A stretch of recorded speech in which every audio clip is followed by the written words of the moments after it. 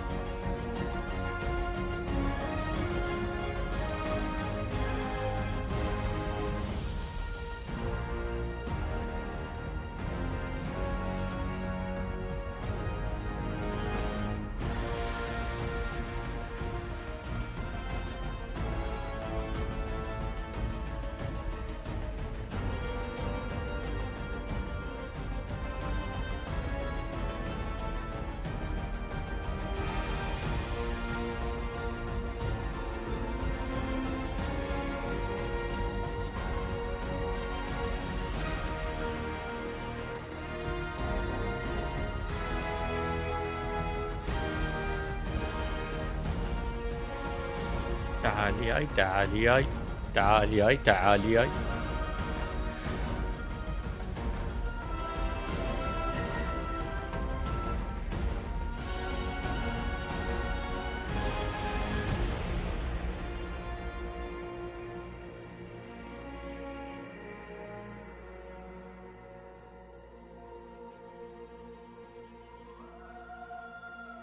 باقي دقيقتين. لا. على بث ديستني.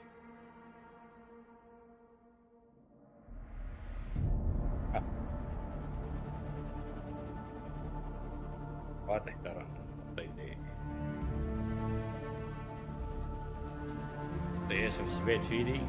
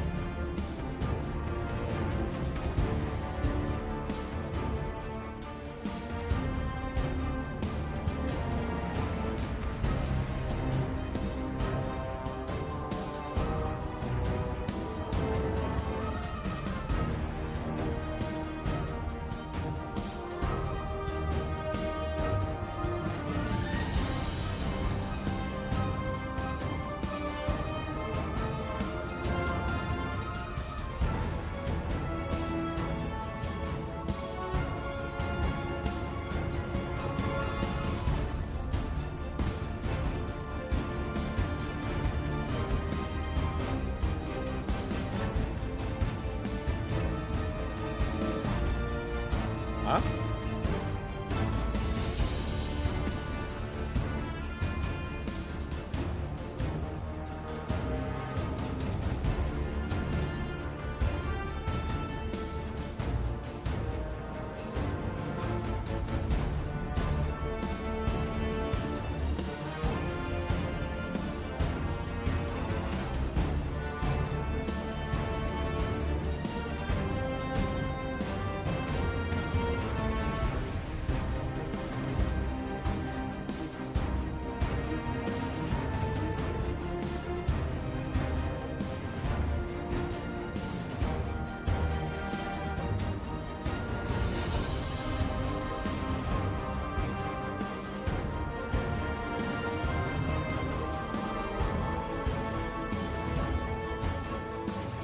Starting soon.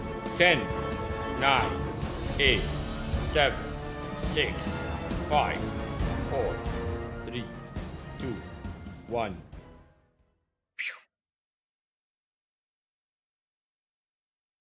What follows light and shadow is silence. That silence breaks.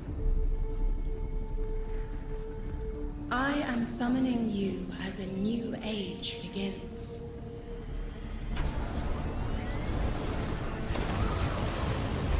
I see sapient life turn to each other. They remember how to look to the stars. They remember curiosity. They remember how to thrive. But they have forgotten.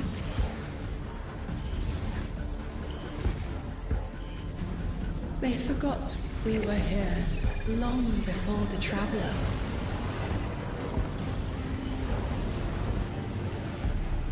They forgot that they need us. But they are fated to remember.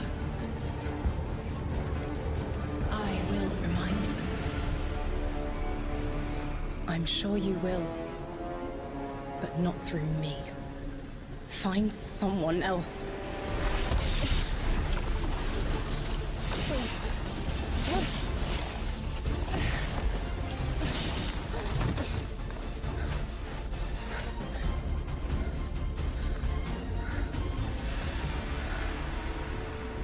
My will is my own.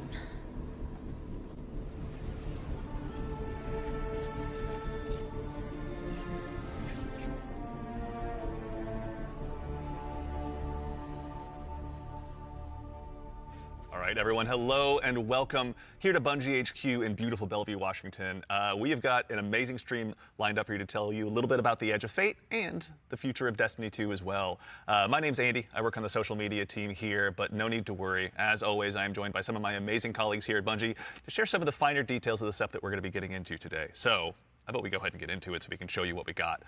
Starting first with this gentleman on my right and to your left is someone that you've probably seen if you've tuned into our streams before or Vidocs, the one and only Mr. Robbie Stevens, Assistant Game Director here at Bungie. How you doing? I'm doing great, Andy. It's always a pleasure to spend a day with you. Yeah, it's been a nice time, honestly, hasn't it? Yeah, well, always. To that end as well, for anyone that doesn't get to hang out as much as we do, can you tell everyone at home a little bit about yourself and what you do here? Yeah, sure. So I'm one of the creative and game directors for the game. So that means like I'm a vision holder and I work across the entire Destiny team with people like Allison and Dylan on the couch here to chart a new course for Destiny and a new future for the game. And just incredibly excited to be sharing with everyone today of what we've been up to. Yeah, can't wait. We've got a big show ahead, so thank you for being here. Yeah, of course. And of course, as we move, pardon me, right on down the line, someone who again has also had the good opportunity to join us on these streams as well, and is now firing some finger guns like a pro.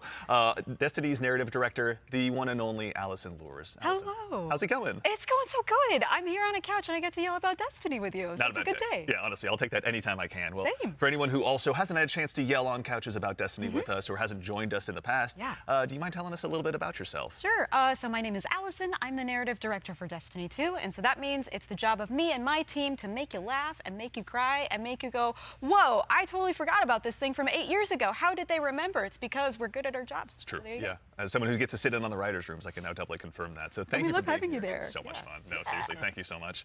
And of course, as we move right on down the line, the gentleman there at the very end of the couch, someone who is a friend to all Guardian kind, who's known far and wide, a member of the Destiny Global Comms team here at Bungie, Mr. Dylan Gaffner. How's it going, Dylan? It's going well. How are you, Andy? I'm doing so well. Thank you so much for Got to make sure to ask every time. I appreciate it. You need all the help I can get. Well, to anyone out there who may not have accosted you on the wild world of social media or is just somehow meeting you for the first time, do you mind telling us about what you do here at Bungie? My name is Dylan Gaffner, formerly community team, where we would go out, collect your feedback, translate it to the dev team, and then bring their information back to you, kind of be that middleman. Now I'm on Globalcom, so I'm going to be in more of like a puzzle piece organization stage of what do we talk about, when do we talk about it, why do we talk about it, and then just making sure we get the information out to all players. Yeah, well, we all appreciate it. Thank you for always being the voice of the player inside our hallowed halls. We appreciate it. Thank you.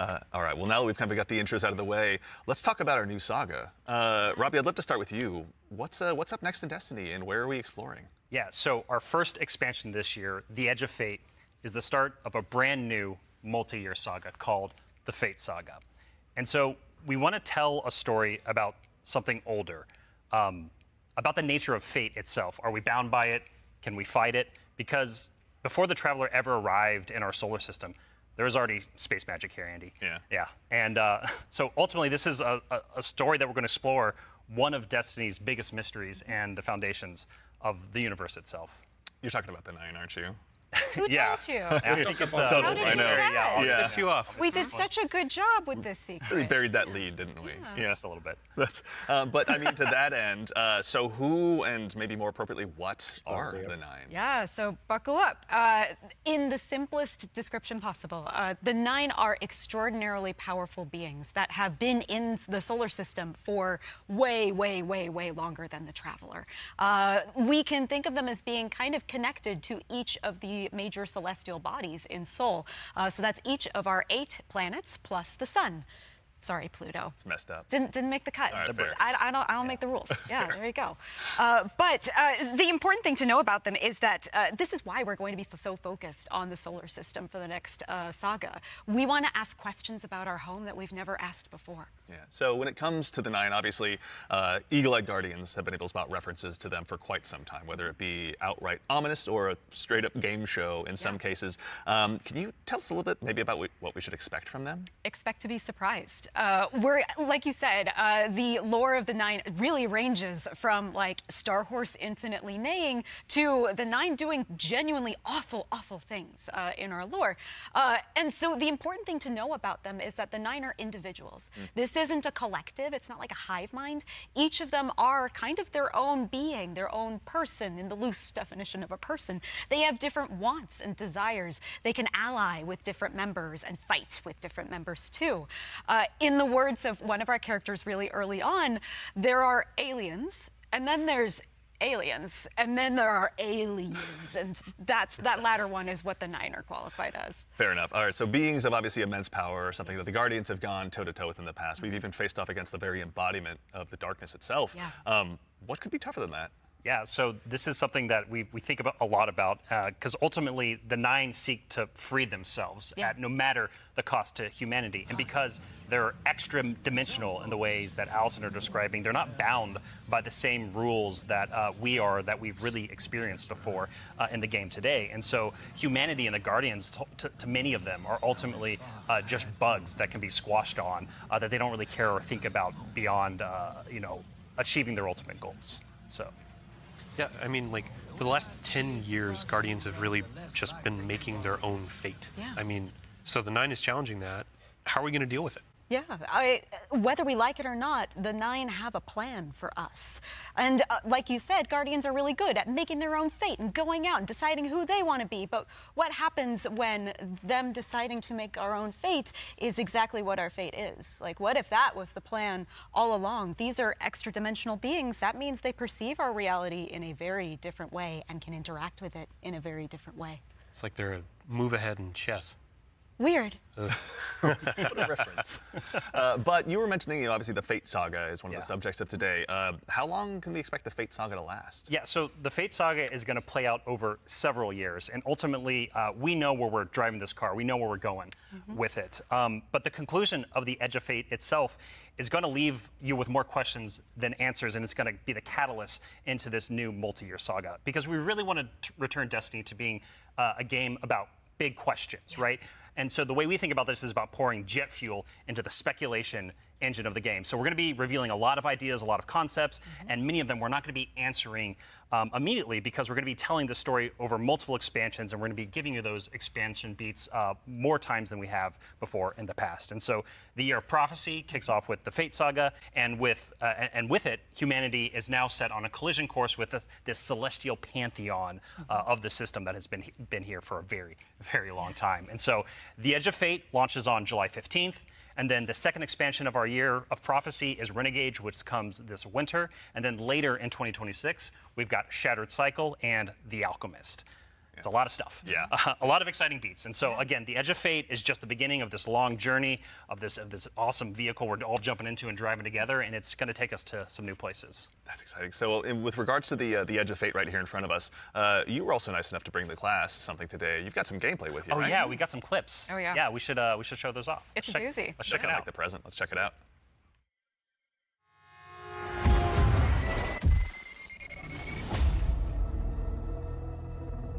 Observe, connect, conceal.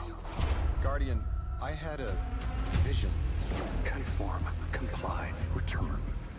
They just wanted to show us disasters. Observe, connect, conceal. I'm not human anymore. Return, conform, comply. No one else should know what this feels like.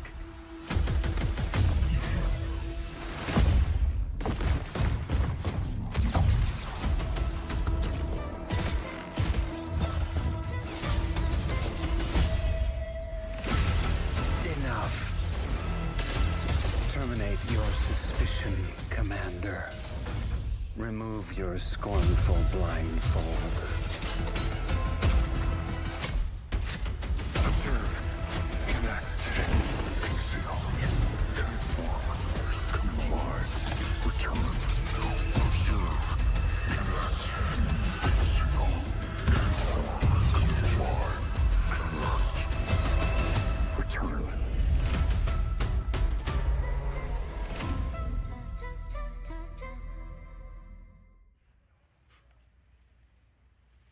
All right, that gives us an awful lot to go ahead and continue to dive into. And here to help us go ahead and explore a little bit more of it, everyone, you probably noticed we've been joined by someone new here on the couch.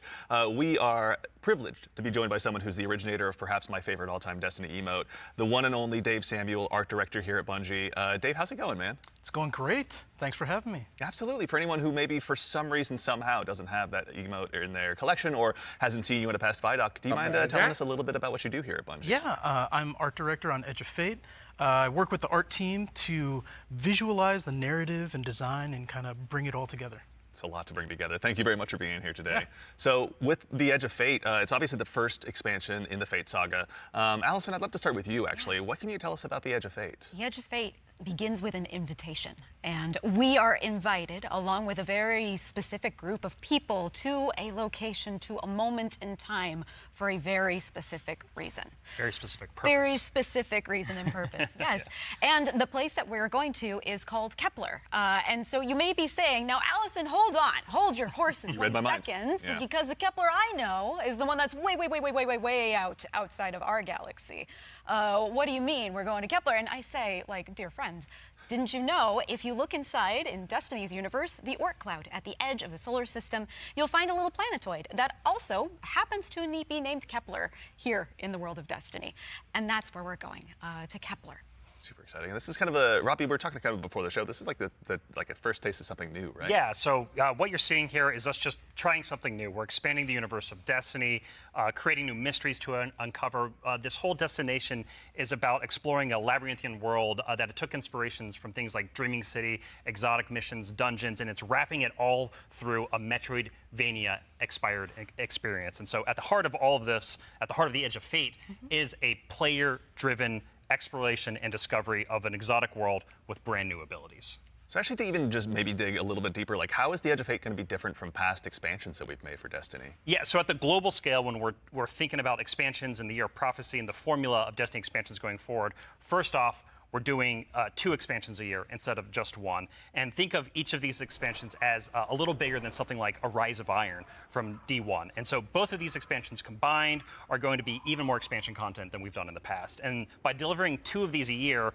we're upping the pace of major world and story events that really matter to players and are going to be pushing the Fate saga forward. And so We're trying radical new things, which each of these expansions. And so alongside this new destination of Kepler, this exotic world that players will explore with brand new abilities, we also have world tiers. And world tiers allow you to take on a higher level of challenge on the destination in order to extract some of the best loot within the release. But what's cool about world tiers is as you play through the mainline story and you play through the first couple of world tiers, you're going to unlock later world tiers. And as you're claiming these abilities, as you're exploring the world more, as you're discovering more within the release, you're putting these puzzle pieces together and you're figuring out how to solve all the mysteries on Kepler with different ways. And so you might play a puzzle in one way, a mission in one way, and when you're in these higher world tiers in the post game, you can start to solve these problems in different ways that you couldn't before in the original playthrough.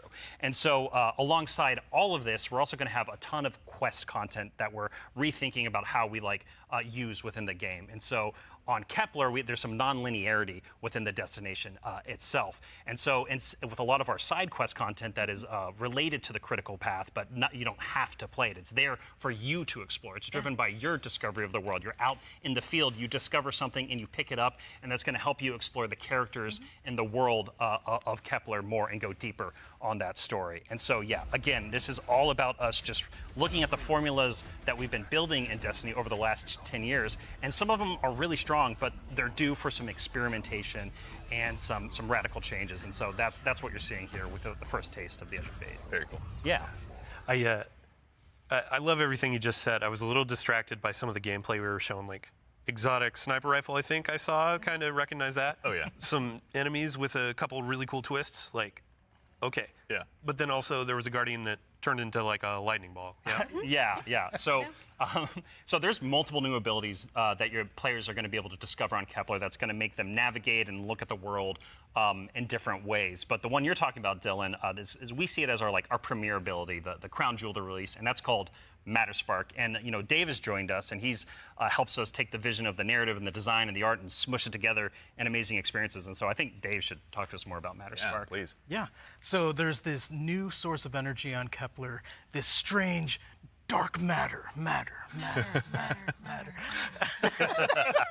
So the Guardian binds itself to the dark matter using the arc powers within. You can think of the dark matter as like a medium, and the arc as this catalyst that will allow you to completely change form. Transforming into Matterspark lets you squeeze into tight areas, race around areas, jump over stuff, and it also allows you to turn into this basically electric rolling ball of death, jolting and shocking enemies that come across your path. So obviously, one big part movement, one big part combat, but I mean, even just in addition to that, to look a little bit, wider, like how did the Matterspark Ball kind of influence the world that we're going to be inhabiting? Yeah, the team really had to rethink what it means to build a destination with these abilities in mind. A simple hill becomes a ramp to get to a new space. A crack in the wall, it basically will reveal a whole new area to explore. It's also a new way to engage with enemies. Instead of taking a bunch of enemies head on, you can find a Matterspark pad, transform, turn into this electric ball of death, and then just start racing around the arena, dash over their heads, and flank from behind, and then really give the House of Exile on Kepler a bad day. As well we should. It's a good day for us as well. So what are some of the other Kepler abilities that we'll be able to unlock while we're out there as well?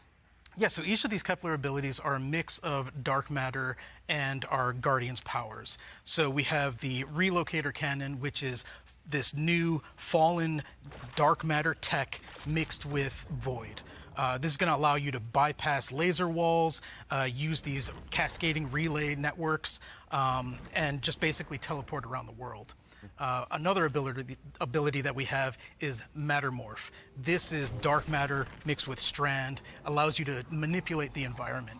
You'll be able to basically push and morph and move geometry to create bridges, open up doorways, and then also reveal secrets and new opportunities. Yeah, so what's really important about what Dave is describing, and when we were thinking about building this world, it was all about like, hey, here's this new tool to navigate and see the world in a different way and solve little puzzles and mysteries throughout the missions, the free roam, and the quest content, and beyond. But also what was really important to us is that we lean into Destiny's first-class ability gameplay. And so with Matterspark, like Dave is mentioning, you're jumping, you're dashing into enemies to destroy them, you're doing giant explosions with them. With the Relocator Clan, and you're just blowing everything up with void explosions and graviton lance style like little secret projectiles. And then what's really fun about Mattermorph is you can just be like throwing these strange shurikens basically to just like delete an encounter before you then like start to morph the environment around you and move to the next area. And so it's just really exciting I'm incredibly excited about watching players just like solve puzzles and fight encounters in ways that like we don't even expect yet, and see how they take on the destination. And just like I really want to emphasize, you're going to be upgrading these, and when you get into especially the post-game experience, it's going to unlock, there's something unlocks with Matterspark that really changes the way that you can play through the entire destination. Yeah. So when we're talking about dark matter, Yes. we have darkness abilities like Strand and Stasis already. Like, how is dark matter different? Yeah, so dark matter and darkness are two completely separate things. They're completely different things. But dark matter does exist in our world. In the world of Destiny, we know it as being tightly connected to the Nine. It's what the Nine are actually made out of. In our world, dark matter is invisible. You can't really see it. And it wouldn't be very fun to make a destination where there's an invisible thing that you can't actually see. So lucky for us on Kepler, there's a bioluminescent microbe that allows us to see all of this substance that's impacted this world so much. It allows us to see how it's impacted the plant life, how it's impacted the behavior of the peoples that we're going to encounter. And we can see how it has been able to bring these things that are kind of unstuck in time into this current location. I do have to put on my drifter hat for just a second and, like, what does it smell like? What does it taste like? Yeah. Dark matter smells and tastes like bleach and math. Yeah, it's true. Cannot wait to get that chip flavor. Yeah. Get it with a sandwich today after. It's zesty. Yeah, it's really good. Actually, so on the topic too of stuff in the trailer as well, we heard someone talking there. Can you tell us who that was? Sure. That was Lodi. Lodi is a new character that we're introducing in Apollo. Not in Apollo. We're introducing him in The Edge of Fate. Yeah. I want to give a special shout out to Brian Villalobos, who portrays Lodi and does a spectacular job. This character is fascinating. He's kind of a fish out of water, but the fun thing about tropes is to kind of put a twist on them, right? So what if that fish that we pulled out of the water was the most qualified fish to be pulled out into the air? Down for anything. It's down for anything. Yeah. And what if that fish was kind of made to be pulled out of the water? I don't want to give away too much because this character is way more fun for the players to figure out what his deal is, but I will say that Lodi is very, very far from home. Very fair, very exciting. So, I do have to call out, too, before we started this, you and Robbie were talking about how Lodi is like a notice me character. Oh, yeah. Robbie wanted a senpai. I did. Yeah, I wanted someone that I just wanted to spend a bunch of time with on this new adventure we're going on. Yeah, a friend that we can look up to. Yeah. right, yeah. Notice me. Notice Notice me, me. Lodi. Yeah, of course, He it will. writes He itself, or rather Allison does. So with regards to the characters as well, so is it a whole new cast of characters in The Edge of Fate? No, we're going to see some new faces like Lodi and other characters, but we're also going to see some familiar ones too. Ikora is here. The stakes are high enough that she's here investigating what's going on. And as it turns out, in one of our major mysteries, she's kind of at the center of it. She was invited here, as was Lodi. Same as we were.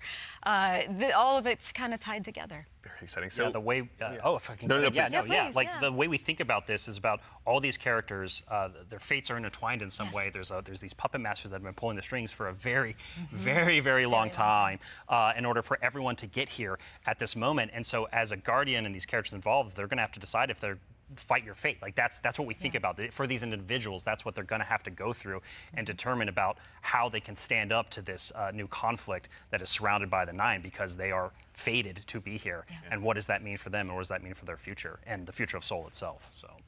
So with regard to these new characters and this world we find ourselves in, was there anything about that setting, or in particular, that really influenced the creation, rather, of this world that we're going to be inhabiting? Yeah, I'll give you a list of fun facts. First off, if you've been paying attention to Destiny over the last week or so, you already know that there's been people on Kepler for a long time. That's an old-ass computer that you were putting those numbers into. We also know that the Vex are here. They're studying the Nine because it turns out the Nine can do something that the Vex can't. As Dave mentioned, the House of Exile are also here. They've become fixated on a being that they call the Giver. And kind of most importantly, the dimensionality on Kepler is really thin. So the 3 dimensions that we can know and see and touch are very close to the realm that the Nine live in. And that means some things from Earth's past have been yanked into Kepler's present. Exciting. Nice. Yeah, I mean, so we've been talking about invitations throughout this, and we need to call out an invitation that's actually going to be waiting in the game after this is over. Ride of the Nine begins today. Yeah. So I believe we have a trailer to show. Yeah, you were nice enough to bring a trailer along. I'll go ahead and give it a look really quickly. Yeah, let's do it. Yeah.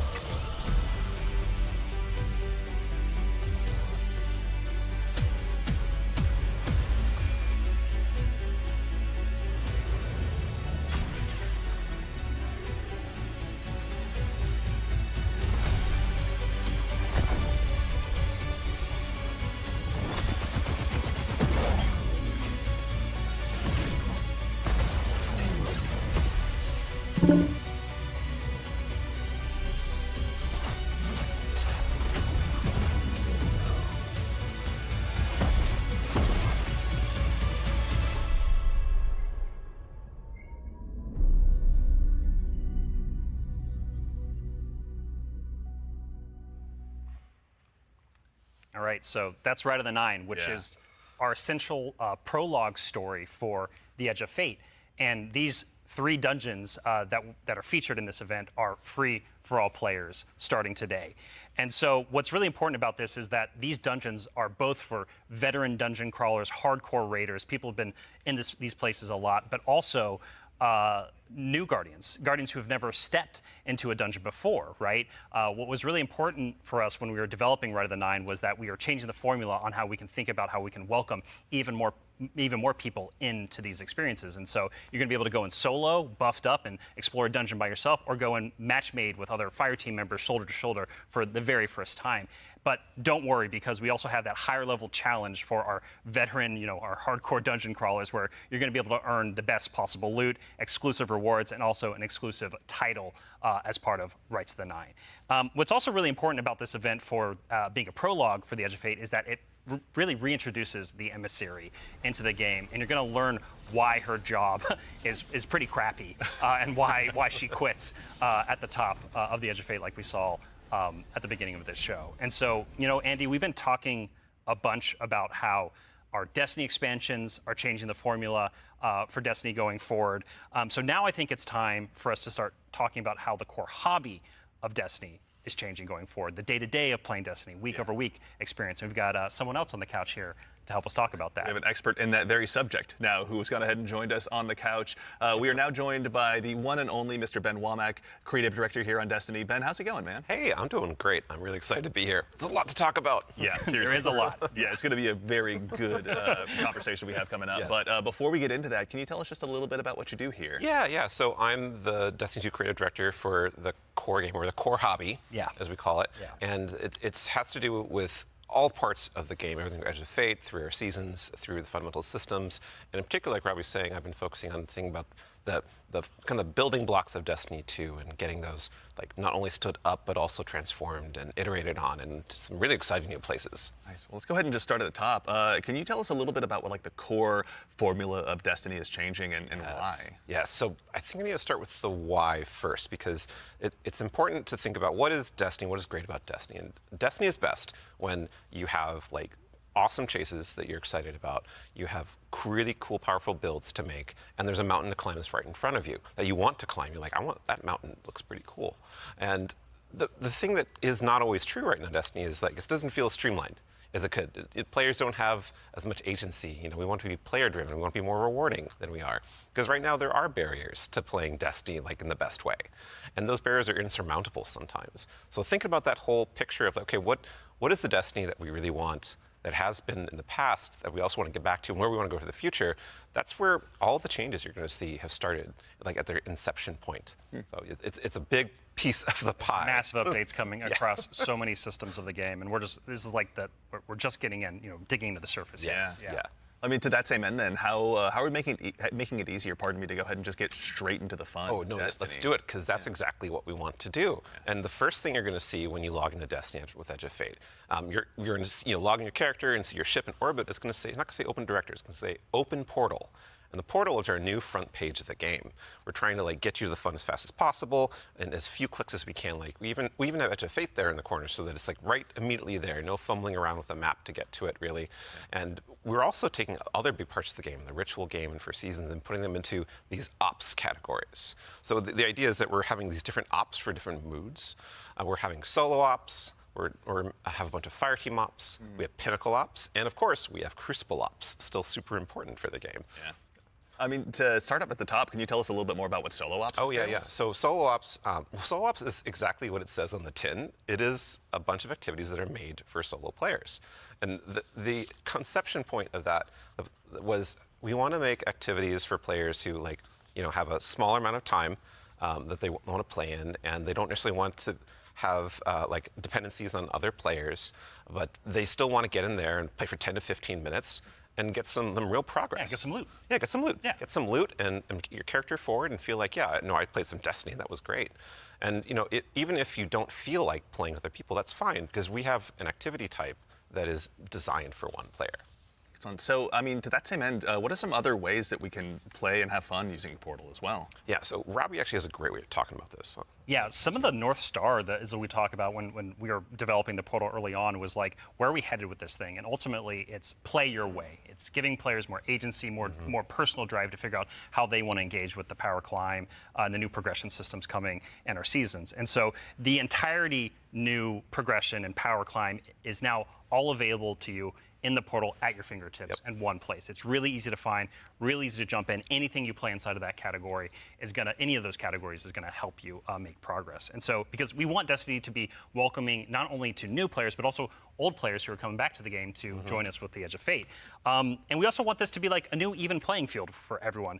And so as part of this is a commitment from us as part of the core hobby and all the seasonal content we're building, that we're going to be continually investing in this, right? We're going to be continually updating this over time for years to come.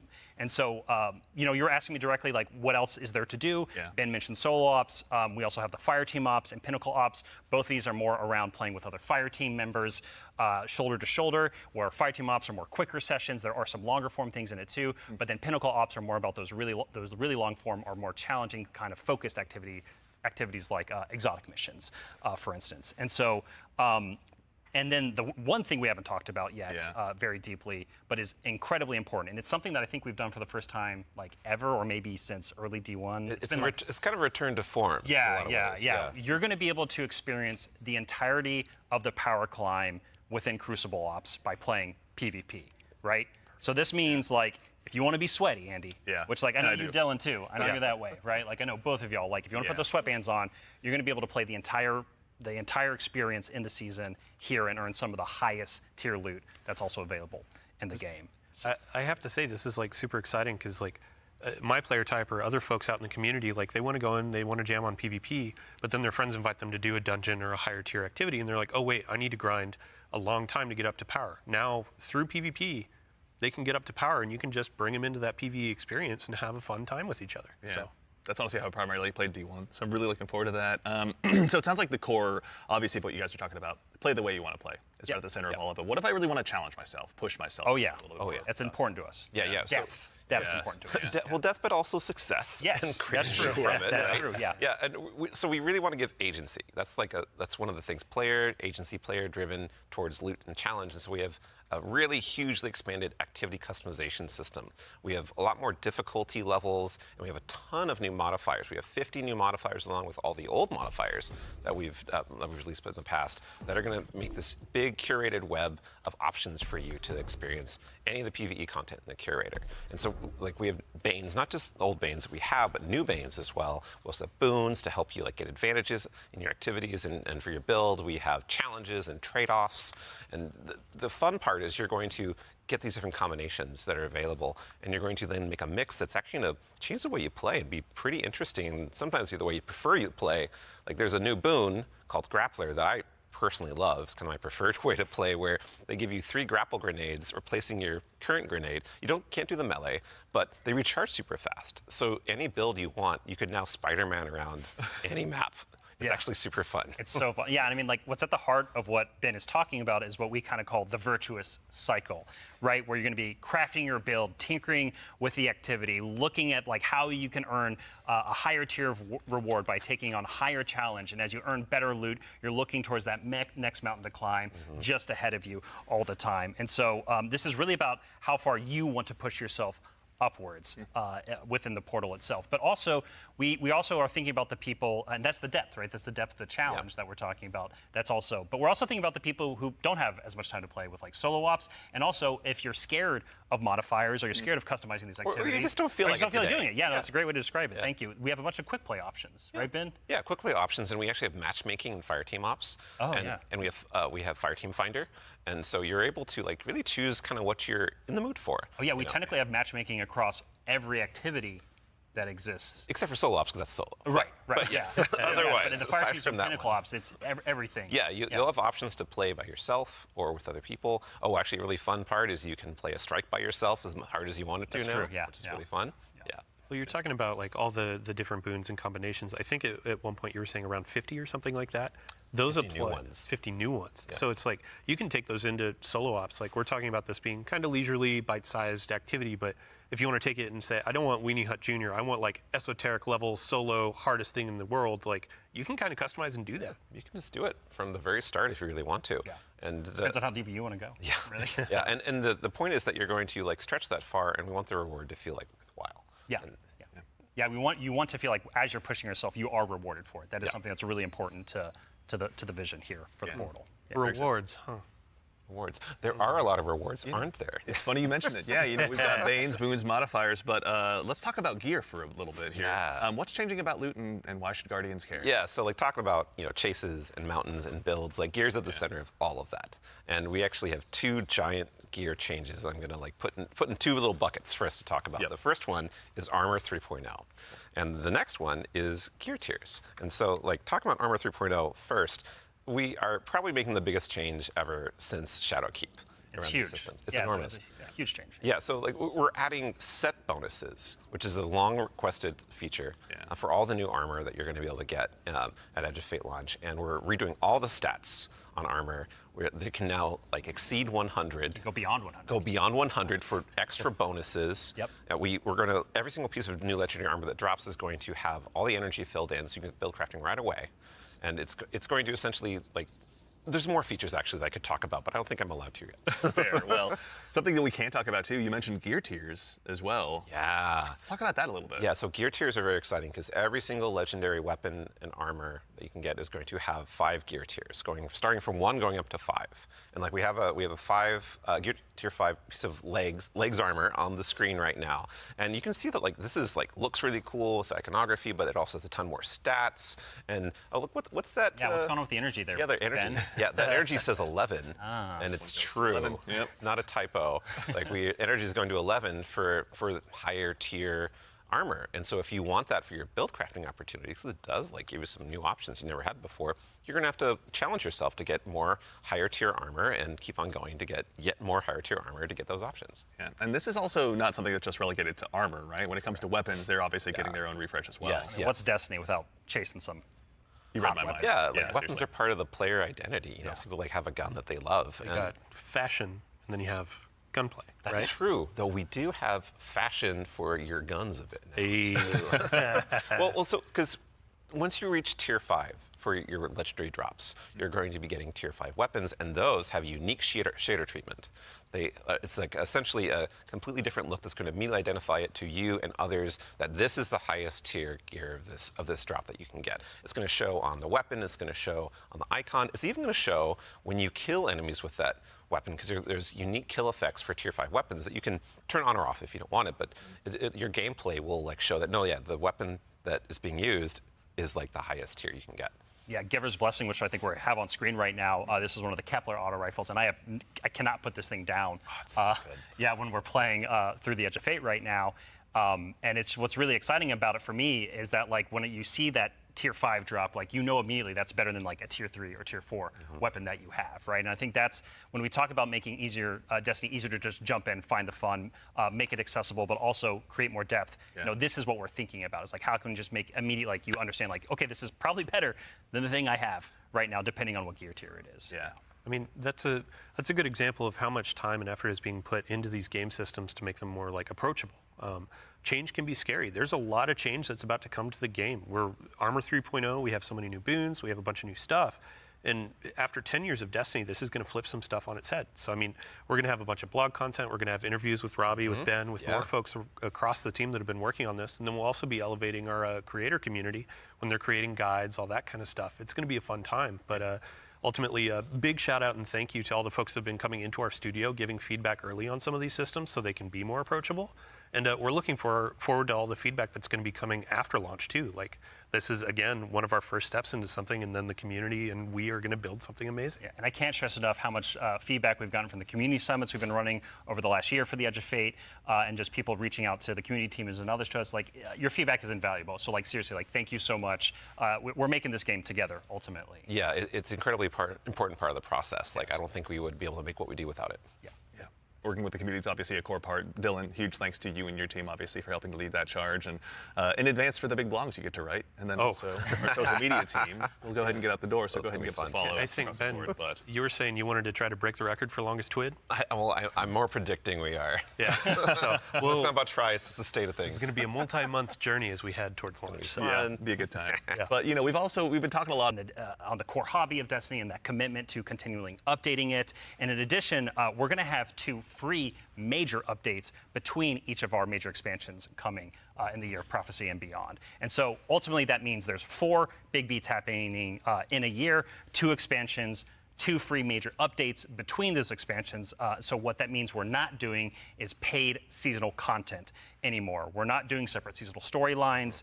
And this also means we're not building a bunch of activity content that basically just goes away and is less meaningful to the game after 3 months. So we're instead focusing all of that effort that used to go there instead into building up the core hobby of the game so the core hobby stays fresh and exciting, you know, year round. And so ultimately, this means no more paywalls for seasonal content, and also these major updates themselves that I'm signposting around right now. The size of them, roughly, and the inspiration for them, we're thinking about is like Into the Light. Okay. So when you say like Into the Light, for folks that aren't out there, like what for a major update, how big is that? Like how do you encapsulate that? So when I say Into the Light, a lot of this is like the inspiration of what it was. And with Into the Light came a really cool theme that wrapped around all the new stuff we were building within it, but also a lot of the reprise stuff as well. And also, you know, with it came Onslaught, a new type of activity.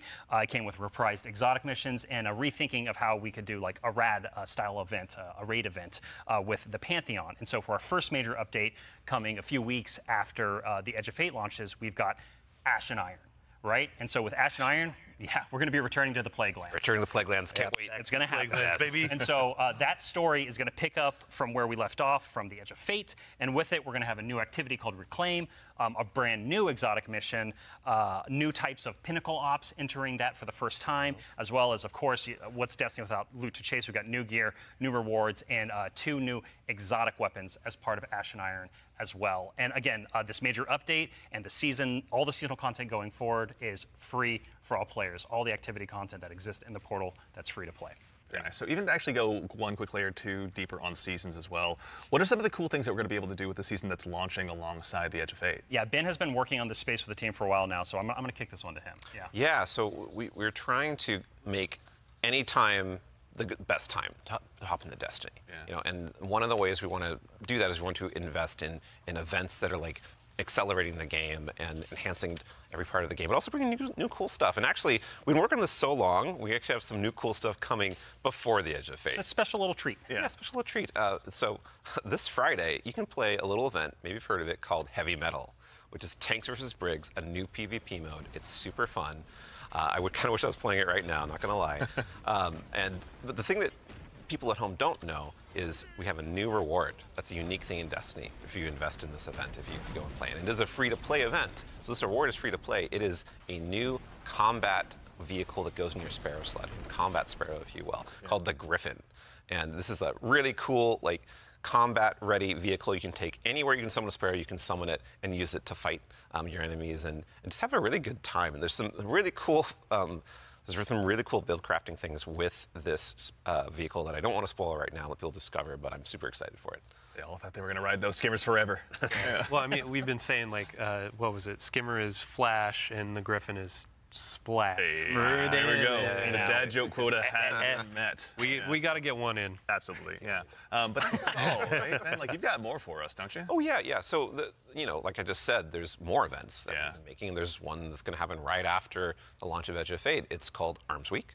And it's a 1 week long event, and you're going to be focusing on one weapon archetype in Arms Week whenever it comes around. And this one is going to give you a new legendary weapon of that type. It's going to have some volatile mods that are for the week that are going to be super interesting and fun to play with, and some focusing you can do. But there is a problem when you say this event is going to be about weapons and about using them. Yeah, you got to have a place to test all that out. Right. And so I mean, I've been doing that in EDZ this whole time. I don't know about the rest of you. Those poor dregs. Right? Yeah. But there is a new way now. We have a new feature, a long requested feature that is being added to the game with Arms Week. It is the shooting range. And the shooting range is being added to the tower. It is a now permanent addition to the game with the launch of Arms Week. We're not taking it away. And you can go there and you can try out everything in your kit, everything about your build, with all sorts of simulations of different kinds of enemies and situations, and it's all real damage numbers. It's like it's even got a scoreboard. It's even got a scoreboard for you right there. And your fire team. Yeah, your whole raid team can go down into the shooting range and try out, like, see exactly how well you're going to do for some kind of boss at this range or with this strategy. Who can do most of the damage, right? Yeah, well, you're finally going to know. So we have a rally flag. It's not just a shooting range. Like, you can go beyond the firing line and use your abilities too. Yeah, you totally can. And like, if you wanted to, you could even take in Prismatic and pop Transcendence and try that out. And well, I think the reason why we're not seeing that right now is because it's a Titan. Yeah, it's a good soldier. Yeah. Standing on that firing line. Yeah, standing on the firing line. All about building that line and standing. Yeah, exactly. A lot of theory crafters are going to have to go ahead and have some upheavals to their Google Docs, I'm guessing. This will be a really good tool. Like, as we're adding all of these different systems with gear tiering and all of that, you can go in and check those damage numbers in real time. Like, how do my stats change? How are these different gear bonuses going to affect my gameplay? You can see it in the tower now. Yeah. Yeah. And while we're talking about weapons. Oh, yeah. Well, one more thing, right? Yeah, I know. There's one more thing. I know you're excited. So, there's more events. Of course, there's more events. And the holiday events are coming up. Where Solstice is right around the corner. It's as summertime, well. right? It's summertime. Summertime is Solstice time in Destiny 2. And Solstice has some really cool twists and such that we're planning, but I'm not going to talk about that right now. I want to show you all the new holofoil treatment we have for Solstice weapons. So here we go. This is the holofoil treatment for Solstice in 2025. It is so good. It's amazing every time I look at it. Yeah. It is an ocean and gun. the line. Yeah, we put the ocean on a gun. How did we do that? It's beautiful. I love it. And any kind of weapon that drops for this event can have a holofoil. Yeah, so it could be a tier 1 or tier 3. Yeah, any weapon can have a holofoil. Yeah, the tier 5 holofoil. Ooh. Like, that's gonna be a chase. Our other events will also have holofoils. Yeah, like Arms Week you're talking Arms Week will have its own holofoil treatment. Like, every event, a major event we have, will have a holofoil treatment. The holidays will have their own kind of special one, but yeah, Arms Week will have their holofoil drops that you can farm as well. Super exciting. No, it's going to be a good time. I'm going to have way too much stuff to chase down, so appreciate you guys putting all the hard work in, obviously, for that. But I believe we've got one more thing. Yeah, I mean, we've been talking a lot about, here are the free updates coming to Destiny, the portal, a bunch of different stuff, Edge of Fate. but we also have another expansion, and we need Allison back on the couch to talk about it. Right, yeah, Allison. She's the best one to talk Yeah, about. we've got something very exciting, and so once again, Allison, thank you for taking the time to join us today. We appreciate it. Of course. I'm so excited to be the one more thing. Yeah, it's a tradition around here, so we're glad that you could obviously go ahead and lead us into this one. But, you know, as Dylan mentioned, we've talked about the Edge of Fate, but this is the first year we're going to be doing 2 expansions over the course of a year. Can you tell us a little bit about Renegades? Yeah, so we're going to have a dedicated reveal for Renegades in September alongside our major update, Ashen Iron. But earlier we were talking about how sometimes our formulas can constrain us from experimenting and innovating. And so in that spirit, Renegades is going to be very different from the Edge of Fate. What I can tell you, and we'll talk plenty about it later, is that we're going to be experimenting and innovating with activities, with social mechanics, and more. But more importantly, I want to talk about our inspiration. And so I have to kind of tee it up first. So Renegades is going to be a Destiny, like definitively Destiny expansion. This is part of the Fate saga, and it's going to push it forward in important ways and introduce characters that we're going to spend time with for years to come. It is an essential Fate saga story. And it's an homage to a universe that has inspired Bungie from the start. It's a universe that all of us here on the couch grew up with, as well as everyone else at the studio and millions of you back at home too. It is a peanut butter and combination, a peanut butter and like chocolate combination inside of what we're making that could only be possible in the kind of world that we build here. And so I am absolutely thrilled to be able to give our first sneak peek at Destiny 2 Renegades. Let's take a look.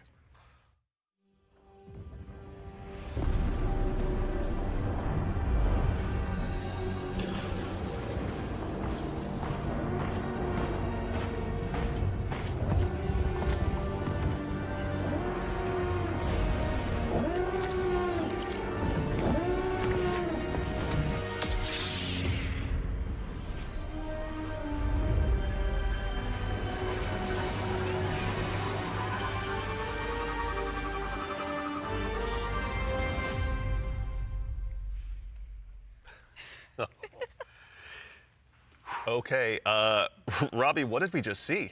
Yeah, so that's Renegades, which is coming out this December. And to really drive it home here, Renegades is a one-of-a-kind Destiny experience, right?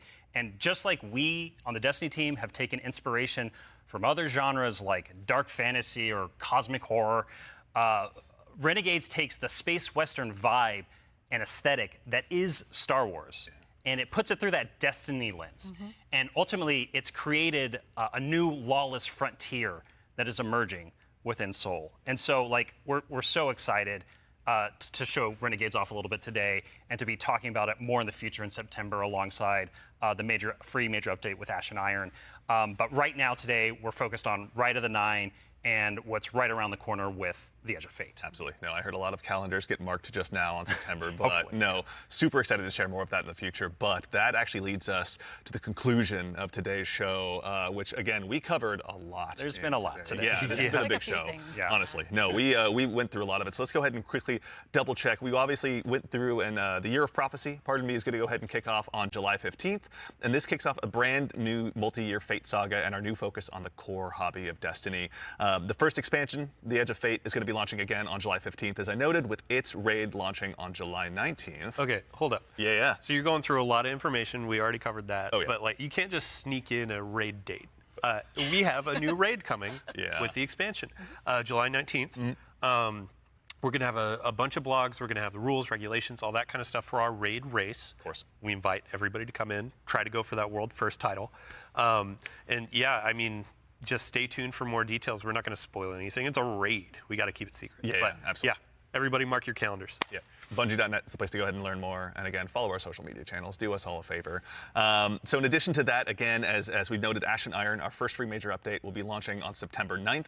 Renegades, Very exciting. We'll be launching in December. And then keep an eye again on our social channels. We'll provide all the updates once they're available. But as far as today goes, the Edge of Fate and the entire Year of Prophecy pre-orders are available starting right now. Now, pre-ordering for starters, the Ultimate Edition will go ahead and unlock the New Land Beyond. New Land Beyond, that exotic sniper. Super Ooh, I exciting. can't wait, man. I can't wait, same, honestly. That'll be unlockable in addition to several other goodies. And also, we've also got a collector's edition that'll be available. You can see here on screen, it will be coming with an awful lot of very cool stuff, including this cool statue that you may have noticed here that's been sitting with us on stage. This is one that you can go ahead and add to your collection as well, but that's not all that's in there. Is there, Allison? We got, the writing team got a little excited on this one. We put a lot of lore goodies into this collector's edition. So like that weird metal thing, that weird envelope, boy, weird. Wonder what's up with that. Just decorative You points? should probably read it. Yeah. Anyway, we're going to do a dramatic reading as soon as Yeah, we should go downstairs immediately after this. really Oh, yeah. Yeah, Right okay. after this. Count me in. And then again, too, as far as today goes, Rite of the Nine. This is the essential prologue to the Edge of Fate, and like all of our events moving forward, it's going to be a free to all players. So make sure and go ahead and check that out when that arrives. And before the show wraps up, make sure and stick around for a little bit longer. We're going to be rating our good friend Sammy Cat as well. So go ahead and give her a follow. Tell her we said hello in chat. Pardon me. If you have any Twitch Prime subs or anything like that, go ahead and do us a favor. Drop it over there and check out her stream. She's going to be having a good time. But that concludes it for us here today. So for starters, huge thanks to my teammates here for joining me. Thank you, Andy. Thanks for having us. Absolutely, yeah. Robbie, Allison, Dylan, of course. There we go. We got Ben and, of course, Mr. Dave Samuel. Thank you all so much for being here today. And then, of course, to the crew that puts all this on. Thank you, This everyone. doesn't happen by accident. Thank you all so much for all of your hard work and dealing with me on these last couple of days. And, of course, to everyone at home, to all of our guardians out there in the community, thank you. It's a tremendous privilege to get the opportunity to share what we've been working on early, and it matters only if you guys show up and join us. So we really appreciate it. We hope you enjoyed. And otherwise, in the meantime, until we see you again, take care of yourselves, take care of each other, and we'll see you all Starside.